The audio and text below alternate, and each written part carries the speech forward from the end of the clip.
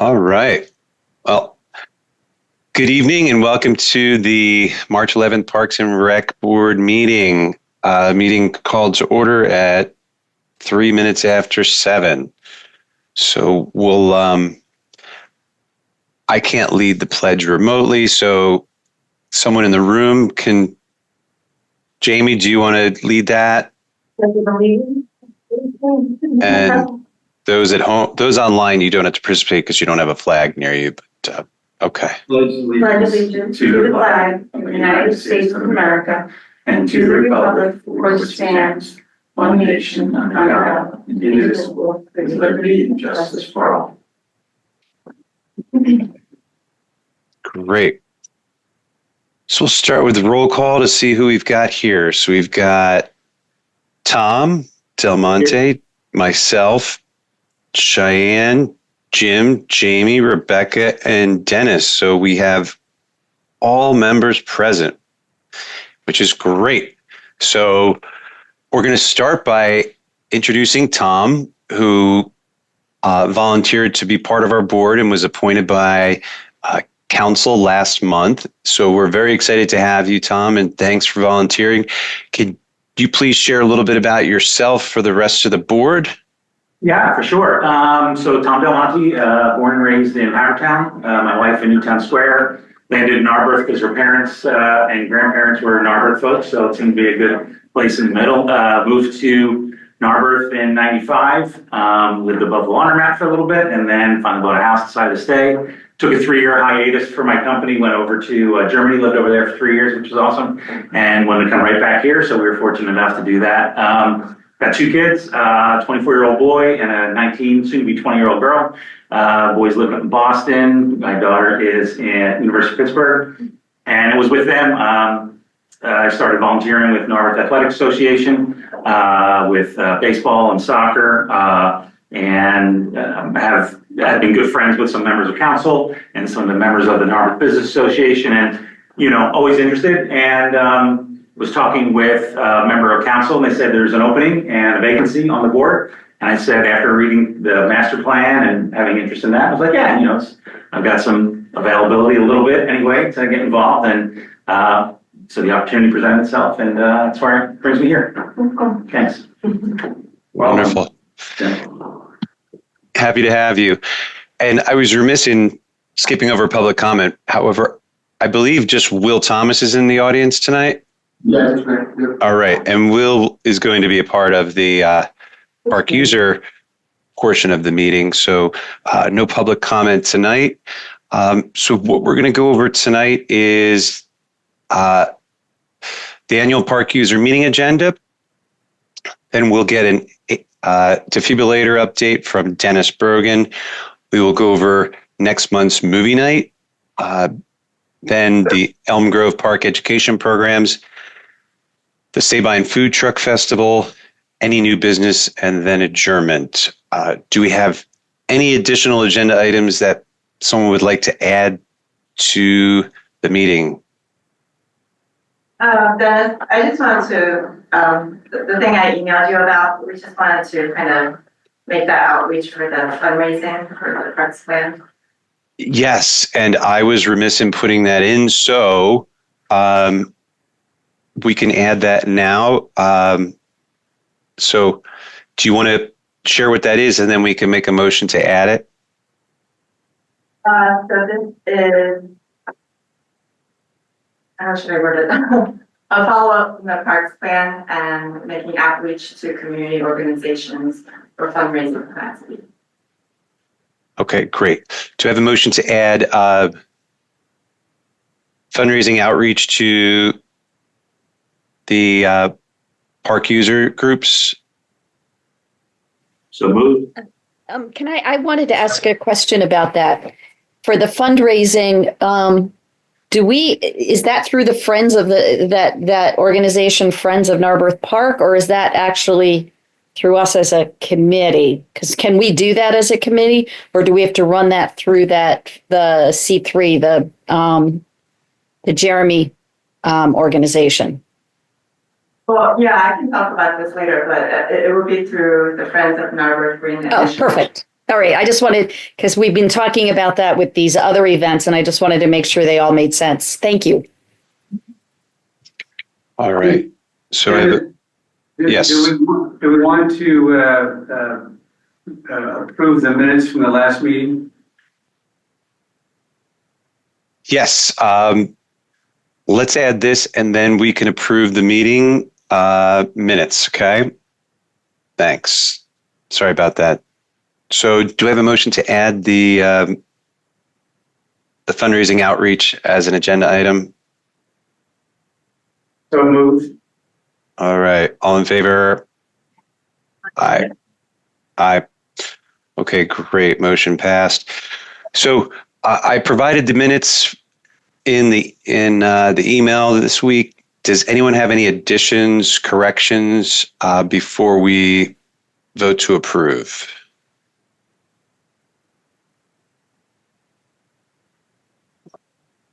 I'm looking at the right agenda from March 11th, is that right? I'm sorry?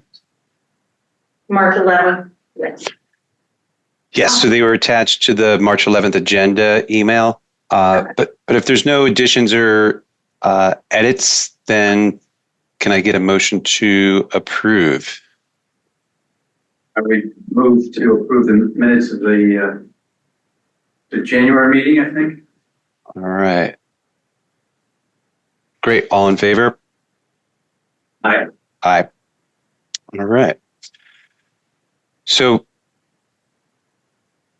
as far as the fundraising, we'll jump right into that now before we do the annual park user meeting items. And Jean, so can you share a little bit about that since it does tie into park users in what council is looking for us to consider? Yeah, so as you all know, we adopted the Master Parks Plan last month. And the next steps for that is to look at that plan and work with staff to prioritize and start thinking about phasing. And part of that, the information that we want to gather as part of that process is to have a sense of fundraising capacity within our existing community organizations. All of the stakeholders that have been involved in the Master Parks planning process, and whatever other organizations are interested in fundraising for some of the projects, including the Parks Plan. Now, the fundraising could be done by those organizations, but it will likely go through the Friends of Narberth Green initiatives, which provides a transparent fundraising container, or it provides the borough the ability to hold those funds and then use them for the parks. Okay, So we also just wanted to make that, invite all the stakeholders if they have any comments or feedback in terms of what projects they see as a priority, and we can take that into consideration as well. Obviously, we did collect all the feedback during the Parks Plan, but as part of the process, we would just like to gauge what the interest is in which projects. Okay. Well, thank you, Jean. And so as you can see, we have only one attendee from a park user group in attendance tonight. So, which will give Will an opportunity to speak momentarily, but I'll send it to the members of the board on any ideas of how to approach the different groups and determining their priorities, perhaps a survey monkey. There are currently, just let me pull up. I'll pull up the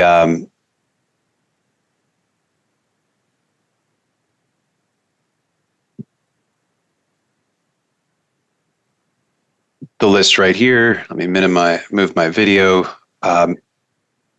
These are the different groups that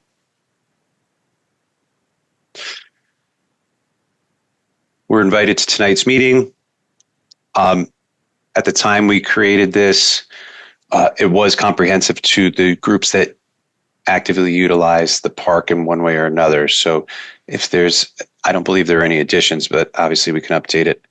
So I'll send it to the group. How do you think we should approach this?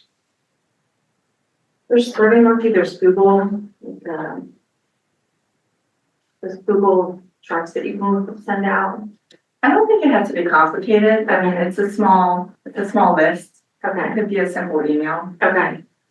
Just see who's interested in what, but like, how many, and we would send them like the parks plan and tell them like, these are the options and what they're interested in, is that? Yeah, I mean, just to be clear, like, we're not like having them like pick and choose what we're going to prioritize, but Okay, we just kind of wanted that input. Okay. At onset, so that we can take that into consideration as we prioritize. okay, And then, mainly we wanted to learn like what the fundraising capacity for any of these organizations might be. okay. In addition to their prioritization. Right. Either, so. Yeah. It would seem to me that, we would, that fundraising capacity might vary depending upon, what the folks who are donating the money, or the groups that are donating the money, what it is that they want. You know, maybe there's a group of baseball people that say, hey, we've got capacity to get a whole bunch of, friends and people together, and, we want to upgrade the baseball field, or we want to do, in line with whatever, with the Park Study Committee recommendations. I wonder if it would be, because I know the money's going to go through the Friends of the Narberth Green Initiative. So, anytime you're asking people for money, I think they like to know how it's going to be spent. And I think it would be part before the horse saying, hey, give us money and then we'll see what we can do with it. Because I think you're not going to get as good a response in terms of potential money. I mean, that almost might be, so I'm not sure. I mean, I know I'm just hearing this for the first time, so I'm We trying to actually think. had that same discussion, like I had that same thought as well. Because I do think when people want to donate, they have a specific idea in mind of what they want to go towards. So is there a way to kind of categorize that? I'm not sure, that hasn't really been like planned out yet. We heard about it in a roundabout way with regard to the skateboard park, because there was another municipality willing to pay a lot of money theoretically Right. if we did what they wanted done. And so I think that may play into the same idea. And so it may take some coordination in terms of setting priorities, Right. and then can you get the fundraising for that, Right. So I don't, just thinking about. Related to that, was there discussion about, by having those two asks together, would we potentially run the risk of only folks who have capacity or willing to potentially do fundraising provide the prioritization, or said reverse, would we be alienating anyone who has a voice and a user group of prioritizing things, but just doesn't have the money? So like want to make sure it's not a pay to play, I guess, right? Or at least that. So would there be potentially, and is there a timing that they need to be together, or can it be prioritization first? And then once we get out of that, then a fundraising ask, or just thinking around that. Yeah, I mean, I can only speak from my perspective, but in my perspective, like, I just want to hear from people and see where they are Sure, yeah. and what their thoughts are. So like, would you just do a mass email to everyone who's saying this is what we're looking for? Like, we're just trying to gather information as to what your interests are. Yeah, and maybe this is, I don't know, I'm actually not sure yet if this is best coming from the Parks and Rec Board or if it's best coming from staff. But let me, I'll circle back to staff and see what their thoughts are on that. I mean, you get plenty of solicitations for money from schools you went to or your kids went to or whatever it was, and they always say, you know, check the box and, you know, where you'd like the money to go. And I never know if, who knows what happens. But I think we're a small community, so, you know, we're gonna want, you know, people are gonna want to know where their money is going. And so, I think, anyway, and so, and you're right, we don't want pay to play, so to speak, which was a little bit of that skateboard issue, which we don't want that. You know, we want Narberth to set the priorities that we want to do. And then if it turns out, you know, that a particular priority is going to cost X dollars, you know, we have to see what we can get for that. And anyway, that's just a thought. Yeah, it'll be a process. For sure. Okay. So, Jean, you'll go back to confirm, Yeah. and then we can revisit this during our next meeting. Actually, perhaps sooner if needed, since our next meeting isn't until May. Now, great. So you could just reach out to me when you hear back from them, and we'll go from there. Any additional comments from members of the board before we move on? Okay. Well, thanks for your feedback. So the next item is our annual park user meeting agenda, where we reached out to the groups that that were just on the screen, and to go over, to let them know that they have a voice. You know, their feedback is important. We've been doing this annual park user meeting for many years. So we want to confirm their scheduled and/or planned usage in 2025. If they've already submitted to borough staff, then no need to provide it to us. Any needs related to use that need to be addressed that aren't already being accommodated, what the borough can do to better support them, an opportunity for an open discussion, and then an adjournment of that, this section of the meeting. So we're excited to have Will Thomas from Delco Baseball present, and we'll actually give the floor to him to see if he has any feedback for us. And I imagine that your schedule has already been provided, since you have to plan far in advance with the borough. And so I'll just give you the floor, Will, and thank you for coming. All right, yeah, no problem at all. Sounds good. As of now, we've worked with, the NAA and to provide our schedule. And so it's still coming out actually within our own individual league schedule. But as of coordinating with the other league programs, and I'm not sure if the rugby program will be back this year. I haven't heard yet. Last year they kind of didn't have enough kids participating, so they didn't proceed forward with their clinics and whatnot they do. But as of now, our schedule pretty much runs from the beginning of mid-May to about mid-July. That's what the Delco League schedule is looking like. About 3 games a week within 8-week period before the playoffs start, and the 3rd week in July.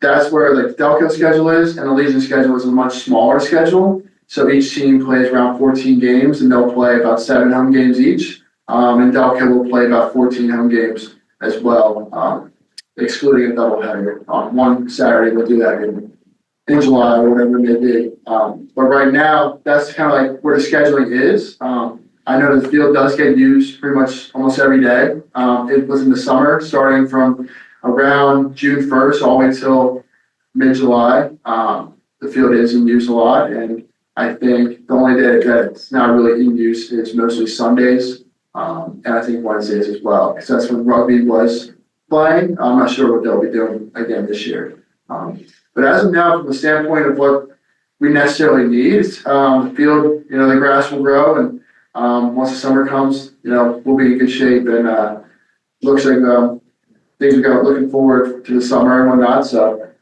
as of now, there's nothing really we have any really major concerns for. Last year we had a meeting and we took care of some issues with dugouts and whatnot, just because we were getting a lot of vandalism in there. And so we were able to secure them, and it's been secure ever since, which is great. Just so it's a family-friendly park. We don't want to have any issues with anything like that, such as vandalism or trash or anything. And that's pretty much it. Really, we don't have too much else to really say. The schedule is still getting built. But besides that, we're in a good spot right now. Jeff, you got the field ready for Major League Baseball around the corner, is that right?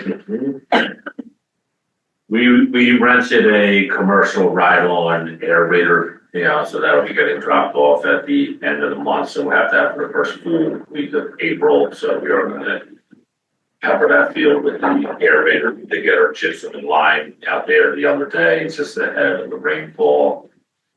We're just hoping and praying that this year is not as dry as last year was. Great.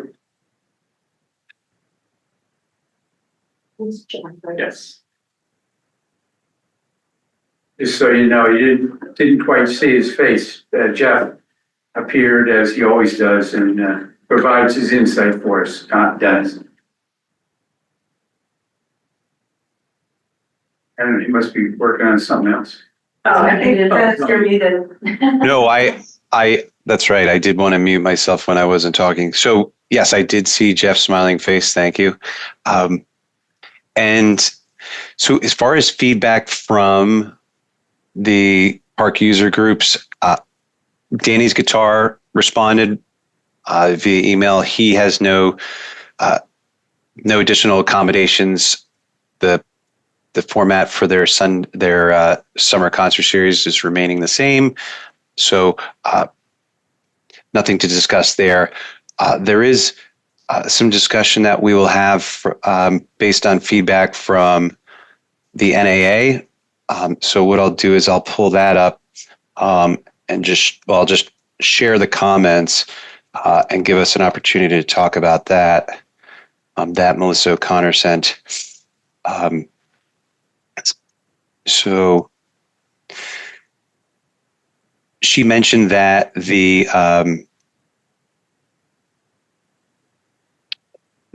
geese have become, a challenge by getting on the fields, and that there's a section of the fence that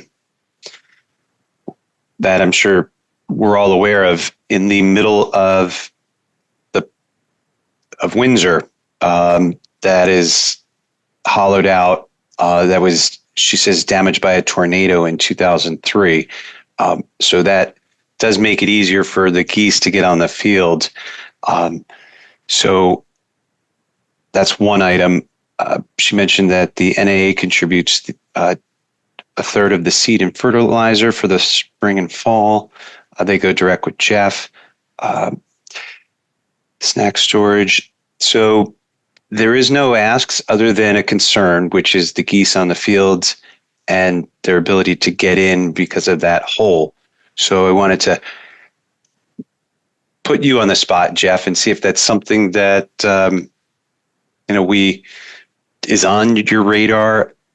Is it something that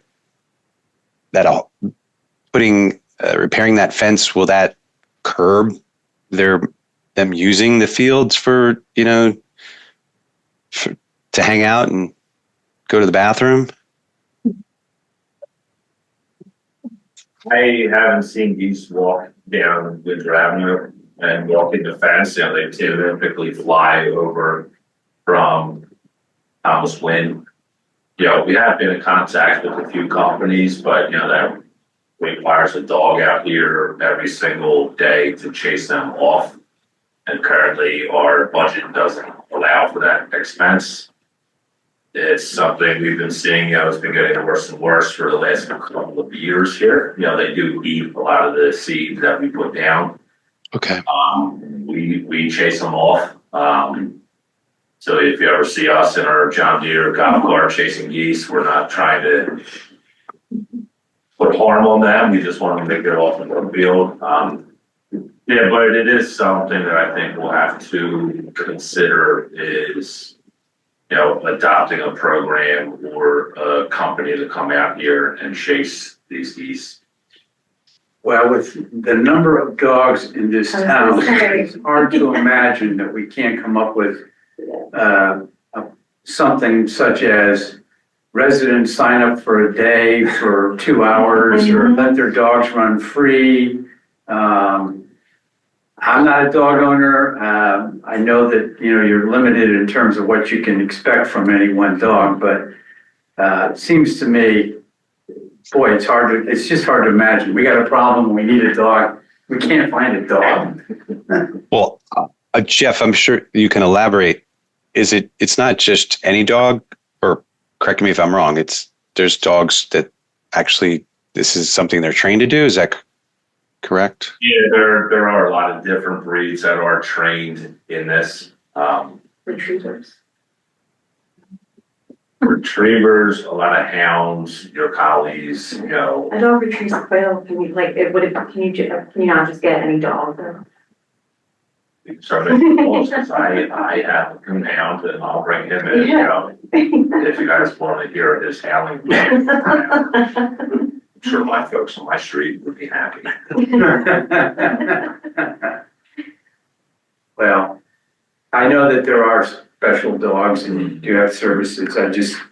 It just seems like, if it's that much of a problem, because the signs are, and I think it's good not to have dogs on the field, kids play and all that other stuff. I think that's important. But if the geese are there, they're not helping the kids out any better either. So, I don't know. Is there, and I don't want to oversimplify something that I don't have a familiarity with, would any dog that's close to the same breed be effective, or do they actually have to go through some type of, are they certified in some way? I mean, I'm no expert, but I would say as long as, the dog is not frightened or startled by, the pack of geese, Okay. that thing could chase them. Got it. I have an idea. There is a organization in Narberth that trains service and support dogs. I don't know if they would be interested in, as part of some of their weekly routines and training, is bringing some of their more mature, better trained dogs that can operate in an open space and return when called, to just go run around and perhaps scare them away. Because these are dogs that are going to be trained to, not engage other animals, regardless of the type, when they're placed, in a facility or with an individual. So that just came to mind. I could reach out to that organization to see if that's something. Well, Jeff, is that something that seems plausible? Like, hey, bring their dogs down there for part of their, training to just run around, and it would possibly scare away the geese. I would feel more comfortable if it was a company that we could. Yeah. You got liability control. Oh, liability. Got it. Yeah. Dennis, I was going to say, you have to worry about things such as bird flu and things like that. I hate to be such an extremist. There are companies who actually have animals who do this, because there are a number of dogs who are afraid of geese along those lines. And not to add to your problems, Jeff. If you walk by Elmwood Grove, the geese have really settled in over there nicely because there's a lot less people over there. So there's a lot more geese over there now than there were previously. So I'm there this morning, walking around. Very, very comfortable over there, by the way. Could it be investigated? I mean, if this is significant enough of an issue with, in a lot of corporate parks, they have literally just the metal cutouts of a fox on a bit of a spring, so it's got a little bit of motion. I don't know if they're effective at all, but The hawks, like, the hawk and seagull, but you have like an owl sculpture too, so you have to scare them off. They were effective. That's something we did in 2019 and 2020, but what we ran into is people just trying to steal them. yeah. Oh. We got tired of wasting, the money. Oh my gosh, okay. Well, understood. Well, I appreciate the background, Jeff. So it's now we understand what's required and the limit. Yes. So we can't just get a well-behaved dog out there. And yeah, what if the dog gets sick, Jim? So thank you for sharing that. And that concludes the park user portion. Since we discussed the one concern that was brought to our attention by NAA, then I will respond to them with excerpts from our discussion. And Jeff, would it be okay to put them in touch with you if they had additional questions? Oh, of course, yeah. Okay. And then, so before we move on to the next item, does anyone have additional comments regarding anything in the park user agenda? So, Dennis, just a question. Will you guys be compiling like a list of the schedule and providing that to staff? If they provide it to us, yes. So, for example, Danny's Guitar sent his schedule, and I said I copied it, the borough staff on that, saying, Danny, if you haven't already provided the schedule, I'm including the staff on this thread so that you can confirm with them.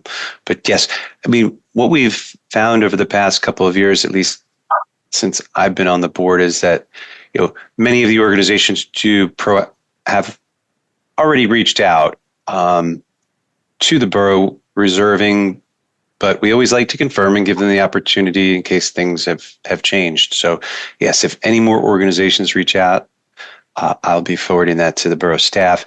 I'll also send a reminder to folks that, sorry we missed you at this week's meeting.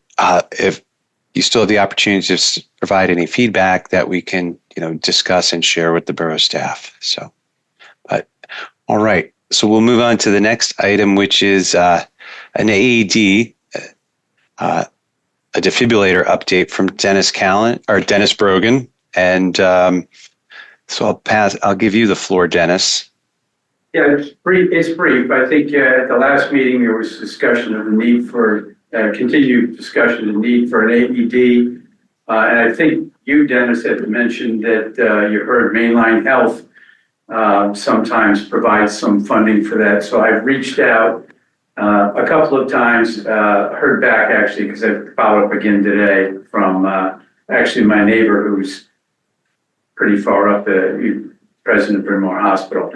And so he was checking on it again for us, but he hadn't gotten an answer previously. So I'll make sure that I speak to him this weekend and let you know if they've got anything for us. But to this point anyway, there's nothing different from the fact that we've all discussed that we need the AEDs, but we just haven't gotten around to figuring out how to pay for it. So other than meeting, which was my charge, was to discuss that with my contact. I didn't do anything else with regard to the AED.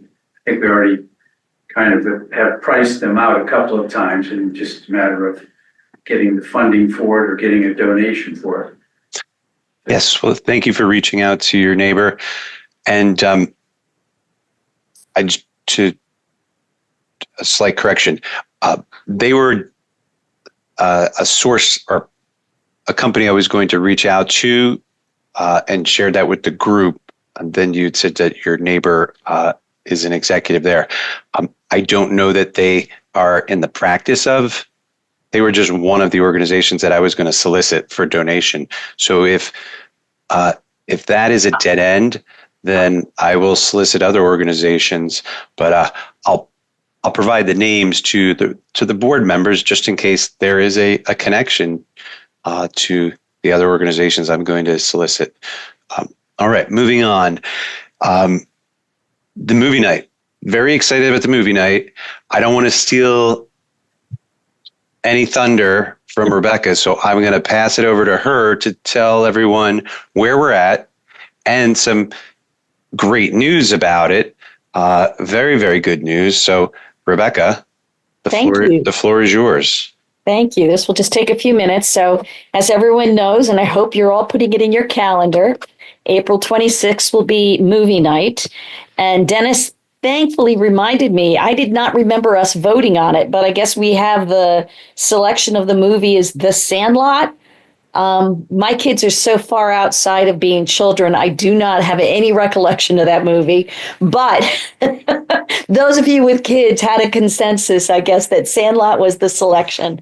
So a big thanks to Jeff. He worked with a company in the past that he reached out to, and that portion of it, in terms of the movie, the licensing, and the equipment, is really all set. And the really good news is that when this was presented to Borough Council, they approved the budget for this company. So the cost of the movie itself and the equipment and everything has thankfully been provided through the borough. So a big thanks to Jean, if she was the leader of getting that done, and to Jeff for it working out that way. That doesn't mean there's still a lot to be done. So Dennis and I have had a few conversations with, I don't know Jeremy's last name. Kuhar. Okay, Kuhar, that's right. A neighbor of Dennis's, and he is also the lead person in the Friends of Narberth Park. And they have gotten their 501c approval. And he has been talking about different opportunities to receive sponsorship from some of his sources that he's worked on with other types of community activities, primarily in Philadelphia. So I have a call with him tomorrow afternoon. I'm going to meet with Maggie tomorrow at 1:00 to go over the logistics. I guess, and I didn't even think about this, potty toilets and all those things that we're going to need for something like this. And a really nice one too is that Jamie actually reached out to Jenny's Ice Cream, got us a contact. I emailed them, and they're very enthusiastic. They're enthusiastic about what our parks plan looks like. They're enthusiastic about how we're trying to develop these programs to bring the community together, and they do want to be part of it. So part of my conversation with Jeremy tomorrow, since he is the 501c person, and they primarily do all of their giving through through these types of organizations, I'm going to ask him to take the lead in reaching back out to Jenny's to see what can potentially be done with them. So we've got that. So we've got at least one potential sponsor. We've got the budget itself covered by the borough, and hopefully we're going to meet Jamie and I on Friday to talk about ways of kind of getting the word out and working with the borough to make sure that we market it effectively over the next 4 weeks, so that on April 26th we get a really good turnout. Our goal is really to be about 150 or more families, 150 or more people at the park to watch the movie. So any ideas or any outreach that any of you have, I do think it would be nice if we could get like a popcorn. It's so perfectly movie night material. So I think I covered everything. Dennis, you're as knowledgeable as me. Did I miss anything important? No. Wonderful overview. I will just add that, pick up where you left off, which is vendors. So the idea is we are not going to take on being a vendor. We're not going to go purchase food and try to resell it. No, we're starting. We've set realistic goals to deliver a successful movie night.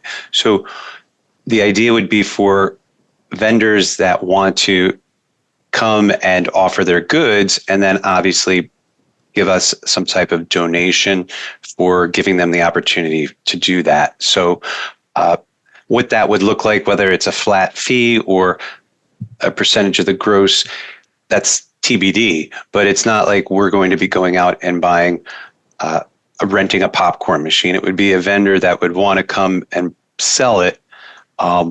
And we would give them the space to do that. So if any of you know concession companies, please share them with Rebecca and Jamie. And even if you think that they might not be interested, it's worth it to start compiling a list, because for future programs, it's just nice to know what vendors are in the area that like to participate in events like this. I just want to, I love the idea of like a sponsorship for Jenny's, because I think they're part of our community, our business community. But I did just want to flag that it was kind of flagged as a concern about the sponsorships, and just having some general guidelines as to how that's going to work, because it is a for event. It's not like a private event so I think staff really wants to kind of take a look at that and just make sure that we have guidelines in place before we move forward with sponsorships for the event. That makes perfect sense. And is that assuming that the council, the borough, does not have standard guidelines for any We do not. at this time? Okay. Right. So, okay. Wonderful. Well, that's great. And then Rebecca and Jamie, as things come up, feel free to update the group. Obviously, this is going to require work. Our next meeting isn't until May, but we will be communicating via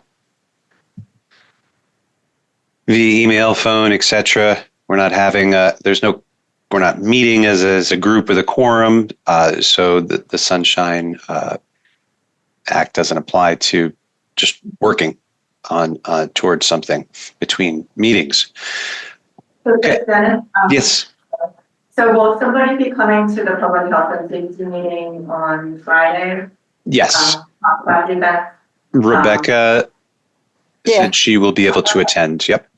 Okay. I will be out of town, just like I am tonight. Although I'm local out of town, I'll be out of state Friday. Okay. Next item, Elm Grove Park Education Programs update from Jamie. Spoke with Jeff from Refugia. He left me a voicemail back, and we are meeting March 24th, but he does sustainable talks already. He's been one at a school, so it's something that is up his alley. So I'll keep you updated on that via email after I meet with him next week. If that's okay? March 24th. That sounds great. Okay. Have you also made an outreach to Lower Marion Conservancy? No. There might be another.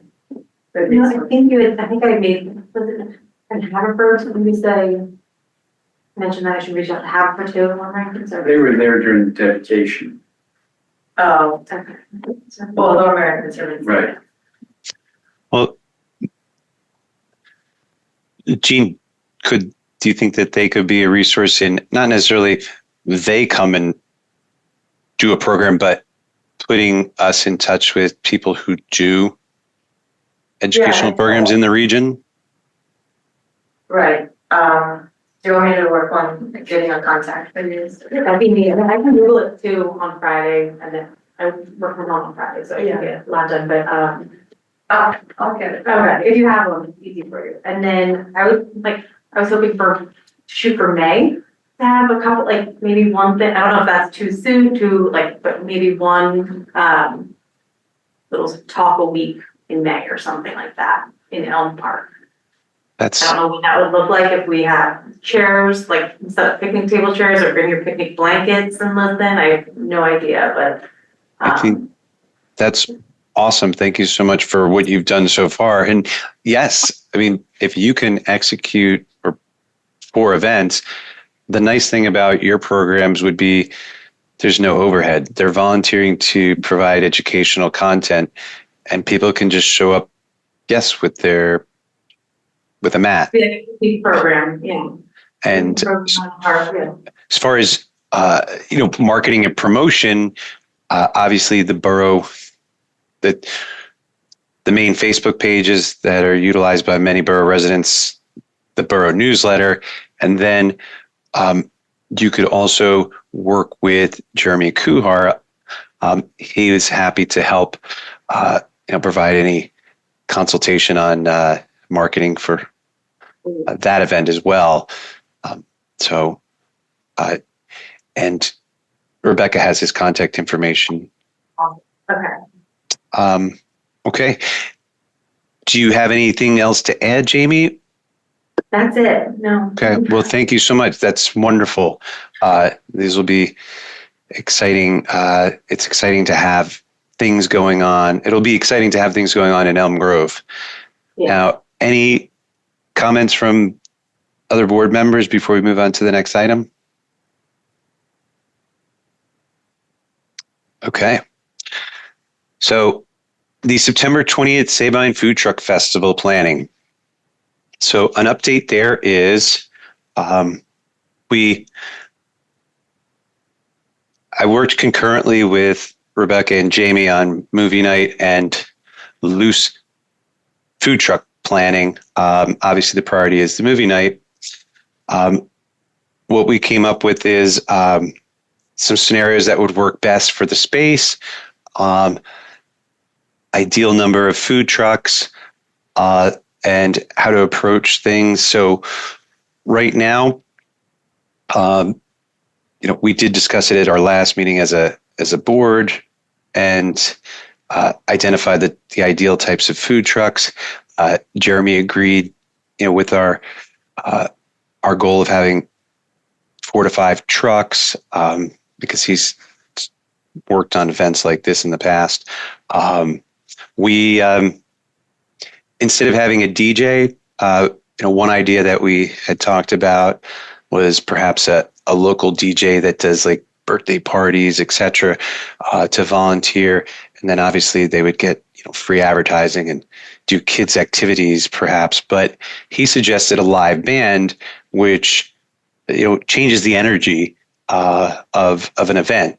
From his experience, live bands are definitely more attractive at events like this. So I have to begin researching live bands and wanted to throw it out to anyone listening. And obviously I will be reaching out to Danny's Guitar as well. But, if anyone has any ideas for bands, and perhaps bands that don't already do the Narberth street festivals, so that we can try to mix it up and use a different band. But if anyone has any ideas, shoot me an email, let me know.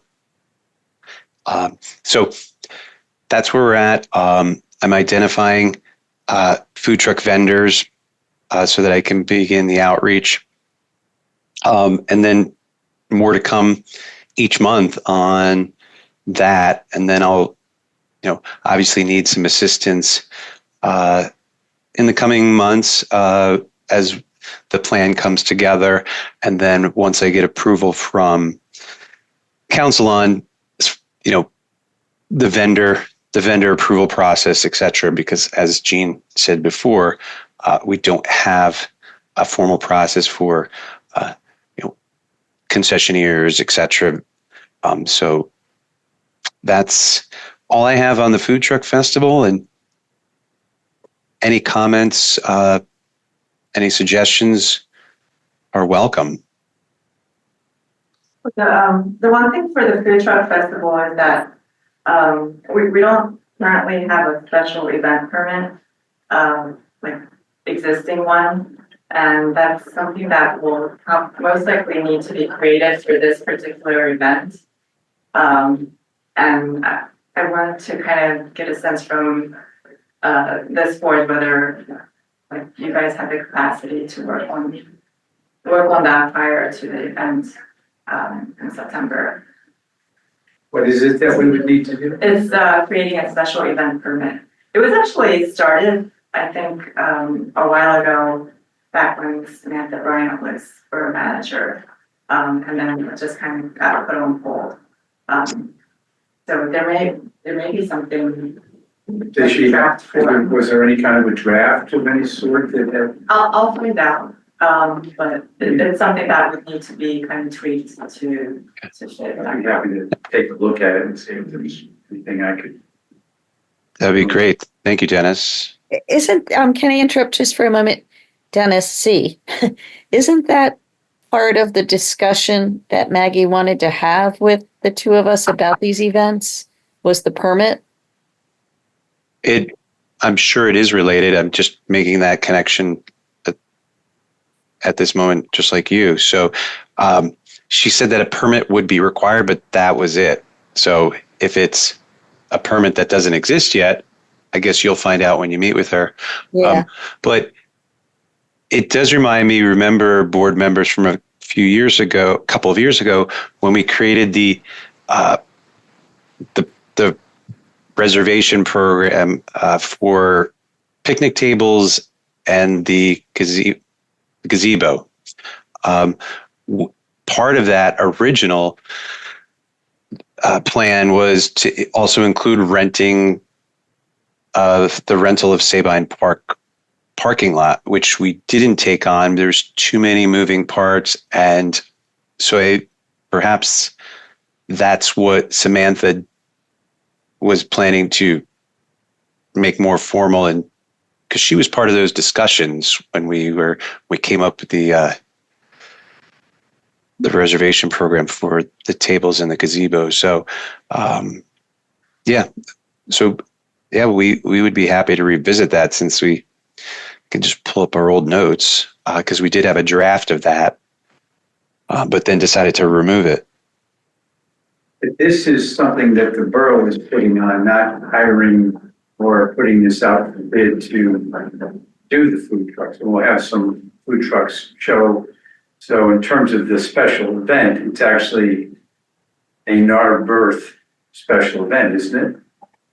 Yes, but we've never done like a food truck festival before, so I think this is something that's different than a borough sponsored event that was done before. And it would require just a permit to have like those guidelines and rules around the event. Okay. Right. So what you're looking for is a permit where the band and or the food trucks all would have to sign on whatever requirements are set forth in that permit. Right, I mean, I'm sure there's a lot of considerations that, like, for instance, electrical and trash and things like that, that might have to be part of that in terms of what is needed or what's required. Yeah, I see that, but I just think that if it's put on by the borough, I would assume the borough is going to handle the trash, provide the electricity. Are we permitting to ourselves? Is the borough submitting a permit back to the borough? Like, who is the governing body that a permit is being issued by? Is it the borough itself? Right. Like, it's a circular discussion? Yeah, Right, is that? I think maybe because there's like outside like vendors being involved, they would need to like fill out Some framework of Right. participation. Right. whether It's not that's from- just like the borough, it's Got it. working with the outside. Yeah, I mean, I think it'd be different if it was like some entity came in and said, hey, there's a space up there at Sabine Park. We'd like to put on a concert. You need a permit there. You definitely want to have all of that down. I understand that a little bit more than, but And okay. I know, Dennis and Rebecca, you guys are going to meet with Maggie tomorrow, so, you'll probably kind of discuss that tomorrow anyway, so I don't want to overlap. Okay. Maybe you can flesh it out a bit more. Jean's already got about 85 different things she's doing. And and we actually touched on not creating an application and or permit, but we talked about logistics with Jeremy because he's organized food truck festivals before, and the food truck festivals he's participated in, they require the vendors to have a generator, which isn't uncommon. When you think about it, when a food truck shows up at a sporting event, do they always have electric nearby? Not always. So that could be a potential requirement because that's one less thing that the borough staff has to be concerned with, and they can just focus on providing enough trash receptacles, etc. So again, another detail that we have to iron out, but something that is on our radar. So if there's regarding the generators, though, I think the potential downside is that if you have 4 or 5 food trucks, they're pretty loud, the generators. Yes, I don't know how loud, but that is a good point. I feel like it's a big enough park where it's like we have music over on one side and the food generators over on the other. I feel like that parking lot is big enough to maintain. No? Spacing wise, I can't comment on how close or far away, but that is a good point that we can consider as well.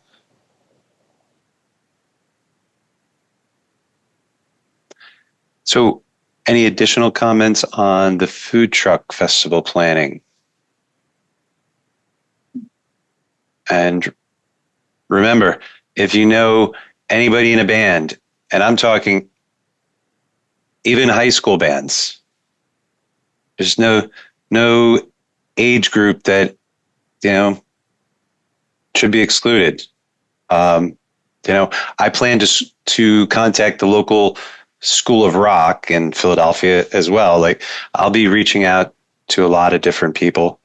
So anyway, this is great.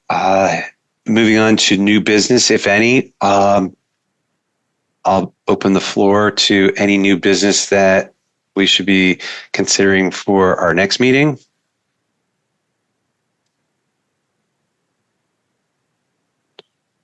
All right. So I'll take the silence as there is no new business. And any final comments from the fellow board members before we adjourn? Not for me. We adjourn. Okay, so I have a motion to adjourn? Yes, you do. Okay. Do I have a second? Yes. All right. All in favor? Aye. So meeting is adjourned at 8:01. I will stop the recording now and then stop the meeting. And then if you guys can just turn off the monitors and the laptop, that would be great. And I appreciate everyone's time tonight. And welcome, Tom. Thank you. Bye-bye. Bye. Jamie, I just